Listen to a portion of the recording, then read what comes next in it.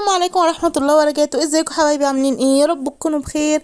معاكم النهاردة ان شاء الله في قصة غريبة مريبة، وهي عن ممثلة مثلت في فيلم قنديل ام هاشم، وكان ليها دور كبير في الفيلم، وهي ممثلة نمساوية. طيب ايه اللي حصل يا حبايب قلبي؟ الممثلة دي كانت نمساوية، وعملت دور حبيبة شكري سرحان لما سافر ألمانيا عشان يدرس الطب. الممثلة دي باختصار كانت بتنشأ في أسرة مفككة كالعادة، أب بيجري ورا ملذاته وأم ما تفرقش عن الأب حاجة. باختصار هي واخواتها ضاعوا في مهب الريح. اخواتها أخدوا الطريق السهل، طريق الحرام، لكن هي حاولت تحافظ على نفسها وتعيش بالحلال. راحت اشتغلت جرسونة في كافيتيريا. شافها أحد المنتجين وأخدها تمثل أدوار صغيرة ككومبارس بين ألمانيا والنمسا، لحد ما جه يوم وصل فريق عمل فيلم قنديل ام هاشم لألمانيا عشان يكملوا تصوير الفيلم. وكانوا يا حبايبي بيدوروا على ممثلة عشان تكمل معاهم الفيلم. تمام كده. المهم بعد كده ايه اللي حصل يا حبايب قلبي؟ بشرط ما تكلفش كتير، تكون الممثلة دي يعني ايه، ما تاخدش فلوس كتير. لو وصلتي معي لهنا ما تنسيش تدعميني بلايك، من احلى اخوات واحلى صحبة واحلى متابعين في الدنيا. انزلي على طول، يلا اعملي اللايك. طيب ايه اللي حصل؟ نكمل بقى. طبعا لما راحوا يصوروا الفيلم ده يا حبايب قلبي، طبعا قعدوا يدوروا على فنانة عشان تكمل الدور ده وما تاخدش تكاليف كتيرة. فهي عرفت يا حبايب قلبي ان هم عايزين ممثلة، واتقدمت للدور واتقبلت.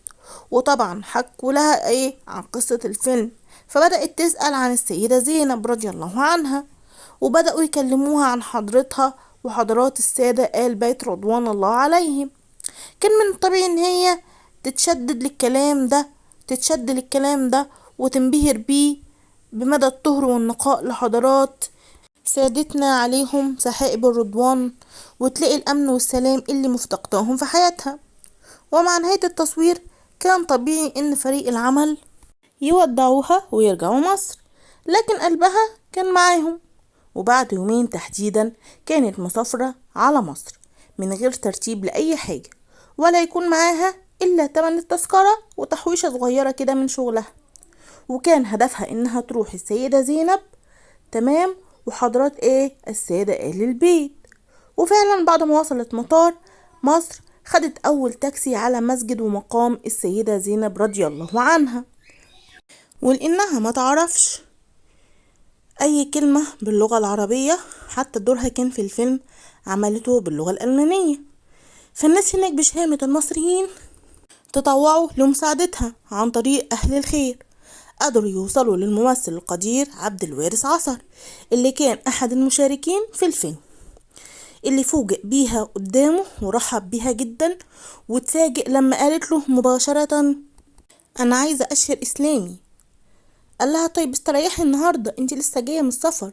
رفضت بشدة، وأمام إصرارها خدها وراحوا دار الإفتاء، وأشهرت إسلامها على يد مفتي ديار المصرية في ذلك الوقت فضيلة الشيخ أحمد عبد العال هريري، وسمت نفسها زينب الحسين، وأهداها فضيلة المفتي نسخة من القرآن الكريم المترجمة للغة الألمانية. وطبعا يا حبايبي روحت مع الأستاذ عبد الوارث، وطول الطريق بتقرأ النسخة الألمانية وبتقرأ وبتبكي بكاء شديدا. بمجرد ما وصلوا بيته قالت له أنا عايزة أروح الحج. فأستاذ عبد الوارث بيقول اندهشت جدا ازاي هي عرفت الحج. فبيبص لقاها كانت فاتحة الكتاب على ترجمة سورة الحج، فقدر يعرف ان دي اشارة من الله ان هي طبعا ربنا كتب لها الحج. وراح بنفسه حجز لها التذكرة والتأشيرة، وسبحان الله بمعظم الفلوس اللي كانت معاها.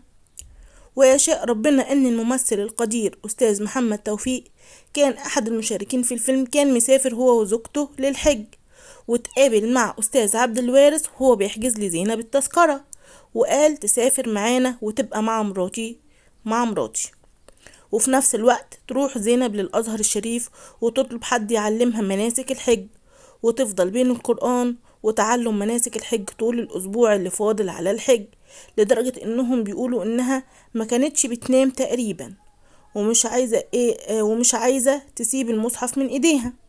وجي وقت السفر وسافرت وأدت المناسك، وكانت مرات أستاذ محمد بتقول إنها كانت عاملة زي الفراشة ودايما بتسبقهم، وما بيظهرش عليها أي أعراض إرهاق أو تعب. خلصوا الحج وراحوا المدينة المنورة لزيارة حضرة سيدنا النبي صلى الله عليه وسلم محمد. مرات الأستاذ محمد بتقول ما كانتش أول مرة تحج ما كانتش أول مرة نحج أو نزور. حجينا أنا ومحمد واعتمرنا وزورنا كتير، لكن المرة دي كانت متيسرة بشكل عجيب، لدرجة إننا بمجرد دخولنا على حضرة سيدنا النبي صلى الله عليه وسلم حسينا إن الطريق بينفتح لنا لحد ما لقينا نفسنا قدام المقام الشريف مباشرة. وهنا حصلت حاجة غريبة جدا. عايزين تعرفوا ايه هي الحاجة الغريبة دي؟ انزلوا يلا بسرعة اعملوا لي احلى لايك من احلى اخوات، واللي نسي البصمة يعملها. احب اشكر كل متابعيني من جميع انحاء الوطن العربي وكل حبايبي الموجودين معايا في العرض. بتقول ايه بقى؟ لقيت وش زينب بينور قوي، لدرجة اني انا كنت بقول لنفسي مش هي دي زينب اللي كانت داخلة معانا المسجد؟ ومرة واحدة لقيناها بتبص وبتركز للمقام وبتبص لي كأنها بتقول لي شايفة اللي انا شايفاه. مرة واحدة لقيتها ضمت المصحف بتاعها بشمالها على قلبها ورفعت ايديها اليمين وقالت بلغة عربية سليمة تماما: أشهد أن لا إله إلا الله وأشهد أنك رسول الله. ومرة واحدة وقعت، افتكرناها أغمى عليها وبنفوقها لقيناها ميتة. ومن كراماتها اللي شهدت لها كل المتواجدات السلطات السعودية أصروا يدفنوها في البقيع، وقد كان. وسبحان الله ربي، اللهم أحسن ختامنا وتقبلها يا رب العالمين، وأدخلها جناتك وارحمنا واغفر لنا جميعا. ودي كانت قصة حبيت طبعا أنقلها لكم. كان الفضل برضو لنقلي للقصة دي صاحبتي وحبيبتي منوعات شاهي، هي اللي أرسلت لي القصة. أحب أشكرها من كل قلبي، ربنا يجزيها كل خير يا رب.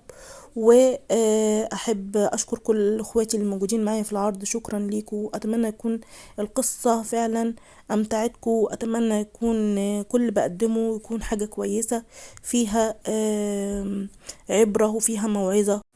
اتمنى يكون بقدم لكم محتوى مفيد، وان شاء الله اشوفكم في فيديو جديد. استودعكم الله، السلام عليكم ورحمة الله وبركاته، واشوفكم في قصة جديدة. ما تنسوش تعملوا لنا لايك، وكنتم مع منوعات مع لميا، في حفظ الله جميعا.